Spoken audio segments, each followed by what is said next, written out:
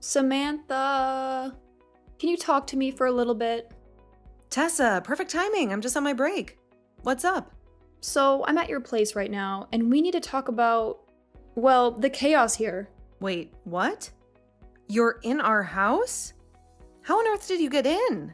Chill, the door was locked. I used the spare key you guys gave me, remember? Spare key? I don't recall giving you one. Remember when you jetted off on that getaway and needed someone to cat sit? Your hubby handed it over then. Oh, vaguely. But didn't he ask for it back? Nope, we never talked about it again. Anyway, forget the key. Your fridge is what's bugging me. You're at work and there's nothing prepped for dinner. I make dinner fresh when I get home. Beats reheating stuff, don't you think?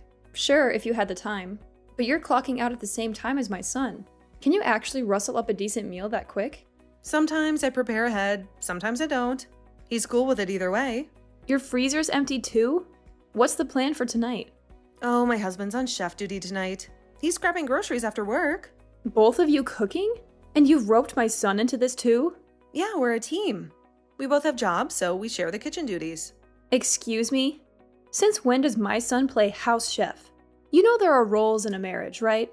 Look, we've talked it over. It was his idea to share the load, and honestly, his cooking's to die for. This is utterly irrelevant, Samantha. I gave my blessing to your union with my son under the impression that you would be his rock, his unwavering support system, ensuring his happiness was paramount. And now I stand here, feeling utterly deceived by your actions. But Tessa, it's about mutual support in this household. We've chosen to stand shoulder to shoulder, sharing life's burdens equally. And I abhor that very notion.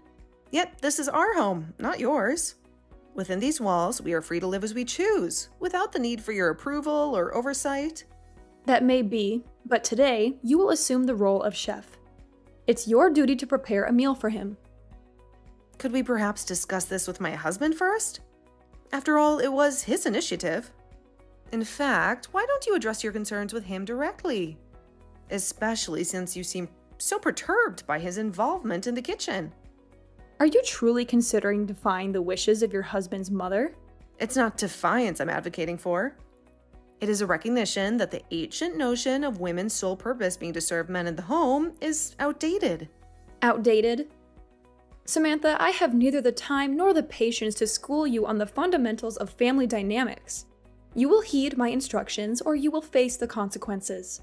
Henceforth, I shall make it my daily duty to oversee your culinary efforts. You intend to come here every single day? Indeed, it has become a necessity. I must ensure that you're preparing the most nutritious meals for my son, to keep him robust and in good health. I refuse to allow you to serve him anything that's been frozen or is less than wholesome. If you wish to spare me the inconvenience of this daily supervision, then I suggest you start fulfilling the role of a wife as I envision it, and allow my son the comfort he deserves.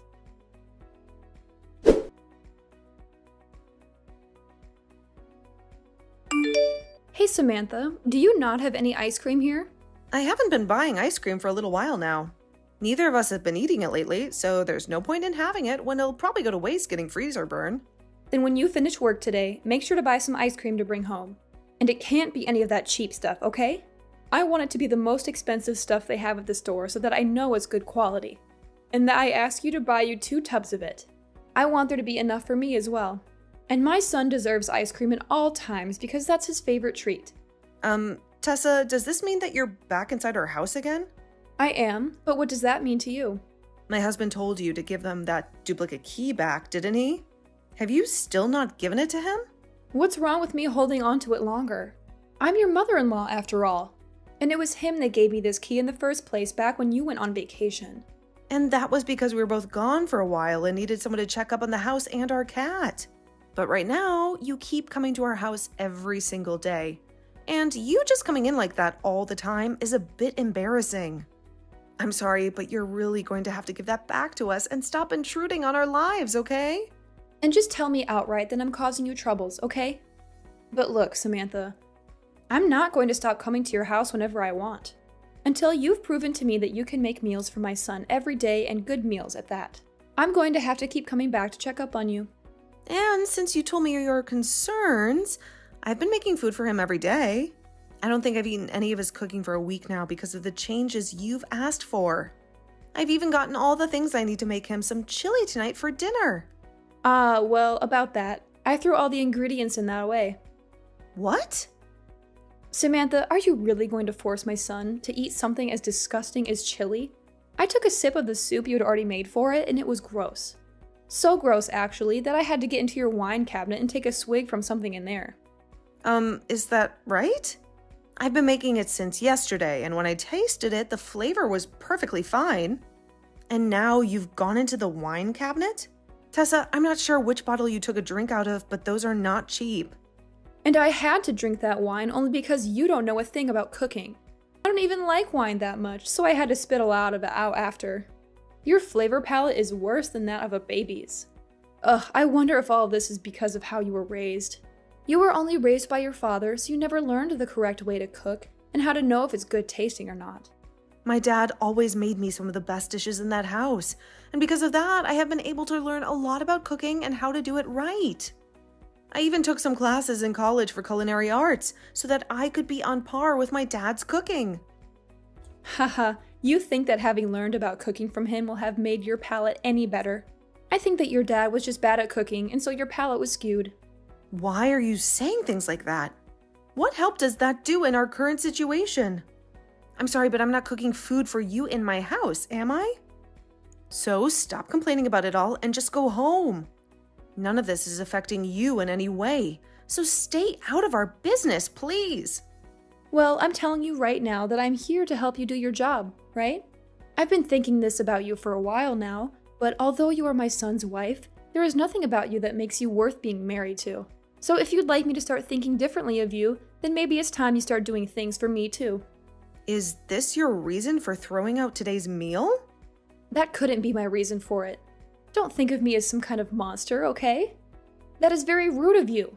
I went and tasted that food for your sake and my son's. I'm afraid of you feeding my son garbage. And garbage needs to be thrown out because it cannot be saved. But was there any point to throwing out the food and ingredients that I've already put together for tonight? Even if you don't want my husband eating that chili, I would have still eaten it. I don't like people wasting food like that when the prices of it all are going up. If I weren't to throw it out now, I'm sure you would have forced my son to eat it when I'm not around. And my son is far too nice a man to tell you to make him another dish when the food you've cooked is so bad. So I just saved him today from having to worry about throwing up all over the dining table. Then why not next time you and I work together to cook something up for dinner? That way you can show me how to cook a proper meal, and you can see what your son says about it in person. Why should I have to cook with you? My husband tells me that my cooking is delicious.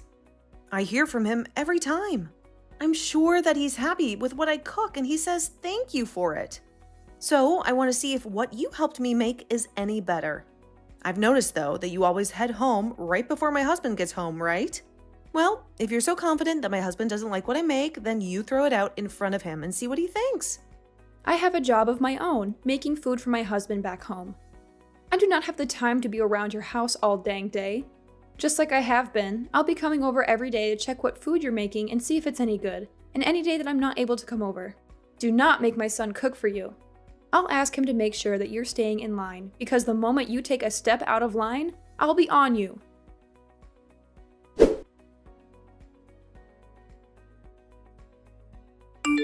Tessa, are you in our house right now? Yes, I sure am. And aren't you at work right now, though? How would you know that? I'm just getting into your house. Because I just saw you on the security camera to our house. No way, have you been watching me this whole time? I had the camera installed a while ago to watch our cat while we were at work. If you don't like being seen through it, then stop coming into our house uninvited. If you have the money to spend on a stinky cat, then you have the money to start saving for a baby, right? Well, you are always working alongside my son, so you could never have the time to have a baby. Don't tell me that you're the kind of person that doesn't want kids. I do want kids. Then why haven't you quit your job yet and stayed at home full time? I think that women are a lot more happy being at home, doing chores and raising kids rather than working a job. And I'd be happy if you left me to decide for myself when I want to have and raise kids. You saying things like that all the time will see your healthy eggs go to waste and rot away. You could have said that in a way that was a bit less horrific. Well, I'm just telling you the truth, the way I see it, and another thing. What the hell is this that you've made for dinner? It looks like something someone vomited out. Are you talking about the beef stew that I've made? That's it. When I got a glance of the nasty soup sitting in that bowl, I wanted to vomit. When are you going to be able to cook a decent meal for my son? I'll throw this stew out as well for you today. When you get home today, you make something that's at least half decent for my son to eat. Huh? Is my husband not home right now? Huh? What do you mean? I'm talking about your son right now. He should be at work like you, right? Today is a Tuesday, so the two of you should be getting into another week of work. No, today he has the day off because he had to go to work extra late last week, and so was given the day off as a present. What? So you're telling me he's home right now? I'm sure that you're going to get upset when you hear this. But today I was having my husband cook us our dinner, and my husband told me around lunch today that he had made beef stew for us to eat tonight. Stop making jokes about this. When I came into the house, the only thing here was your cat. Are you trying to get me all worked up by making up lies like that? I knew it. Nope, I'm telling you the truth right now. There was just a noise. It's saying that you've seen my messages, but you're not replying to me. What happened to you? Could this mean that my husband really is there with you?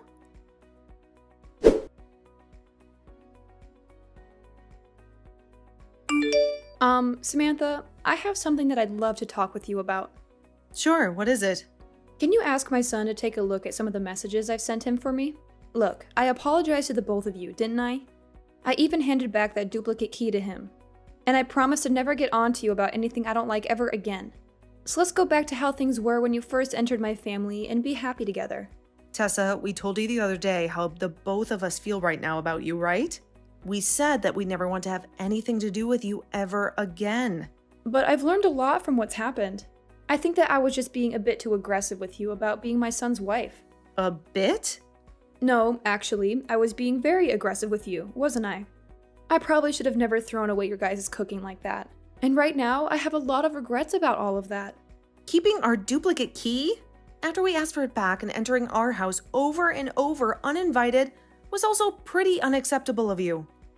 And after putting a lot of trust in you at first by letting you watch our cat while we'd been on vacation, it's a shame to see all of that trust ruined. So what you did was not okay by any means. What's the worst to me, though, is that before handing the key back to us, you made another one of it. Well, I just thought that if anything happened at your guys' house, it would be good for me to be able to let myself in there. You entering the house without our permission is a huge problem. Hey, Samantha, I'm telling you that I really have learned from all of this and will never do any of that again. So don't you think that going as far as cutting ties with me is harsh? Making a copy of the duplicate key so that you could still come into our house. And making comments about me and my cooking before throwing it out. And the last time you threw out your son's own cooking, thinking it was mine. You would never actually have tasted any of that cooking from the start, had you? You just wanted to use the reason that I cooked the food as your reason for throwing it out. That's not what happened then. Before, you were bragging a lot about your son, right? You said that your son could do anything, and everything he cooked was always delicious. You threw away his delicious cooking. Tessa, why would you do that if it was always supposed to taste good? Well, that last time, it didn't look all that appetizing.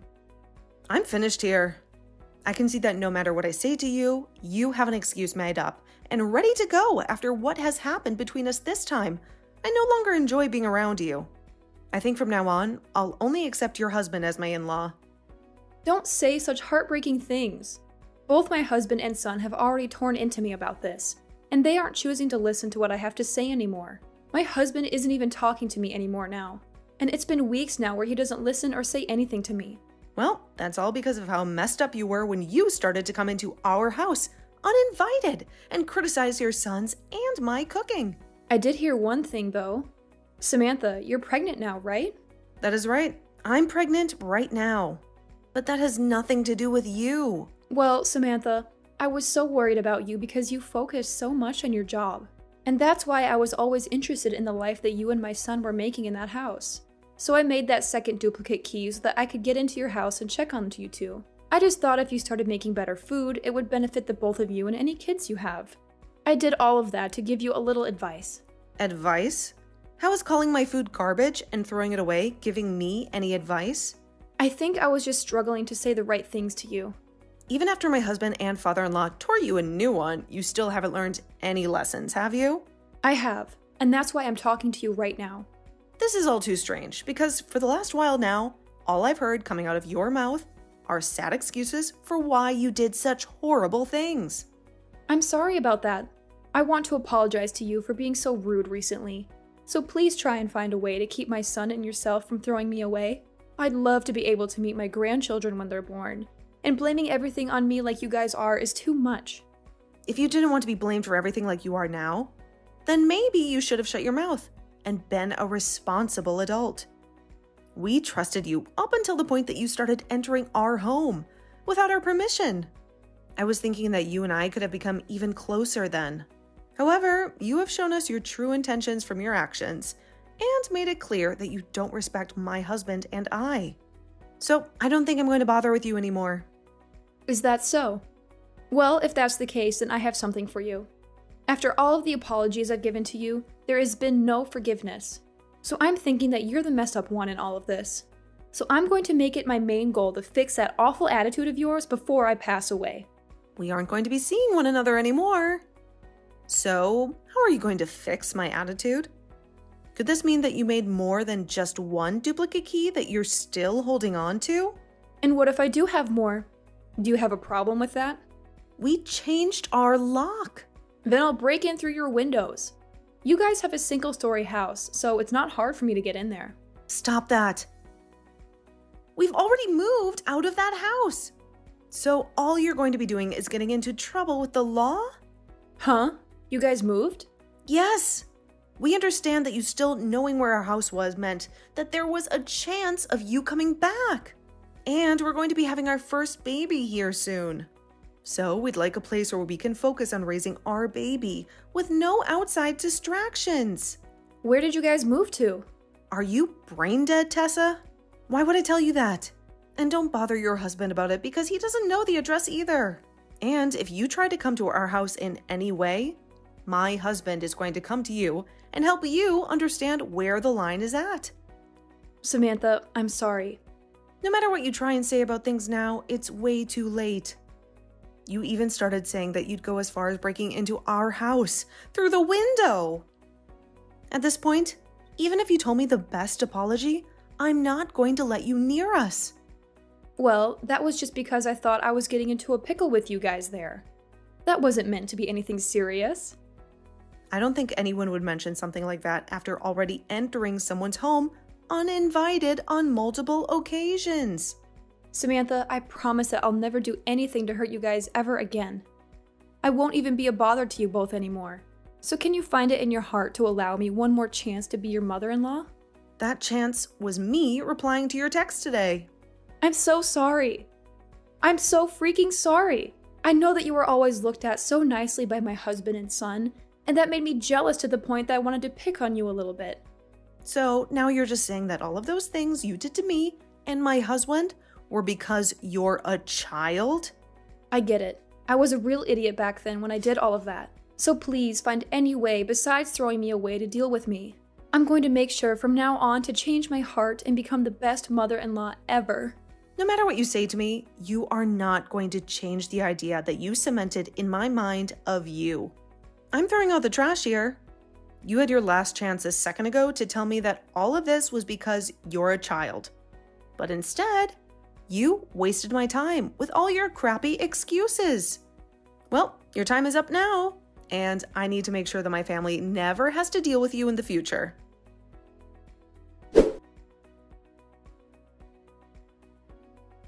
From that day on, silence was my only companion where Tessa's calls used to be. I believe my message is clear. My decision is final, and no amount of flimsy excuses will sway me. So I cut her off. The very idea that someone would dare to copy a key to invade someone else's sanctuary was horrifying, and her audacity in criticizing me left me reeling. However, when confronted by both of her husbands, who expressed disdain for her actions, she began to crumble from her once respected role as mother-in-law, fear evident in her eyes. I had hoped for harmony, a bond I had never known, but now I had that burden lifted. She claimed to see a worthy wife in me, a reason to bless our union, but her eyes never reflected those words. If she had chosen honesty over deception, we could have avoided this abyss. Now, supported by my husband and his father, I hold fast to my resolve, assured that I need not cater to anyone's interests but my own. Tessa, now a shadow, moved in silence, her world reduced to chores and corners. Her husband, a distant person, did not listen to her pleas, did not comfort her tears. At their age, perhaps it was merciful to let her be, although I was surprised that he remained after her betrayal. For now, she must live in silence, her family duties being her only solace. It's been months since we changed addresses, and as I begin maternity leave, I'm enjoying the calm before the storm of motherhood. Tessa won't enjoy the joy of being hugged by her grandson, but I will accept any olive branch offered by her husband.